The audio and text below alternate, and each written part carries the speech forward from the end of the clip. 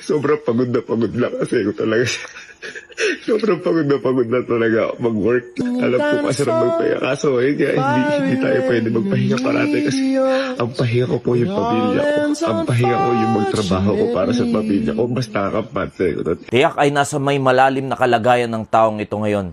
Mga kaibigan, mga kapatid, sa lahat ng makakapanood ng videong ito at sa lahat ng mga taga-subaybay ng page ni Sir Gavin, nawa itong mensaheng ito ay makarating sa kanya. Hindi para sa kung ano paman, kundi para ipahatid ang salita ng Diyos na kung paano na naranasan ko rin yung mga ganyang klaseng bagay. Ang makakaunawa lang sa mga taong ganyan ay yung nakaranas din. Nakaranas ng anxiety, nakaranas ng depression, nakaranas ng may malalim na kabigatan sa kanyang puso, sa kanyang diwa. Na tila ba ang lahat ng nasa paligid ay napakadilim?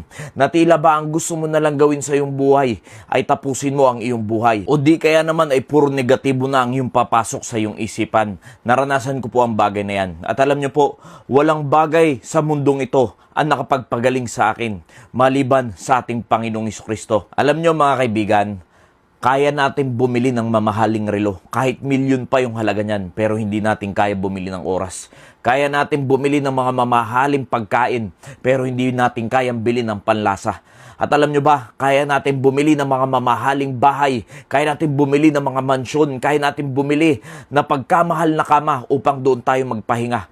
Pero sasabihin ko po sa inyo, hindi natin kayang bilhin ang tunay na kapahinga ng ating kaluluwa dahil yan po ay manggagaling lamang sa ating Panginoong Jesucristo. Kaya ang sabi ng Biblia, "Come unto me, all ye labor and are heavy laden, and I will give you rest." Ang tunay na makapagbibigay lamang po ng tunay na kapahingahan sa atin, walang iba kundi ang ating Panginoong Jesucristo. Alam niyo po ang puno. Ang puno, pag binunot mo sa lupa, ang puno ay mamamatay. Ganon din naman ang isda. Pag ang isda ay hinila mo mula sa tubig, siya ay mamamatay. Ganon din po ang tao mga kapatid. Kung ang tao ay hiwalay sa Diyos, siya po na bagamat buhay ay patay. Patay ang kanyang espiritu, hiwalay sa Diyos. Mga kapatid, alam niyo po ang pinakamagbibigay lang ng kapahingahan sa atin bilang mga tao ay yung ating manlilikha, yung ating Diyos, ang ating Panginoon. At ang katunayan sa mundong ito, naranasan ko rin naman makahawak ng milyon. Pero hindi kasing yaman ni Sir Gavin na sobrang dami nilang kayamanan. Pero alam niyo po, sa kabila ng naranasan ko ang bagay na yan, hindi ko man lamang naranasan yung tunay na kapayapaan sa aking puso. Subalit ako ay may pera. Kaya hindi po garantiya na magkakaroon ka ng kapayapaan kung meron kang salapi, kung meron kang kayamanan, kung meron kang mga material na bagay sa mundong ito.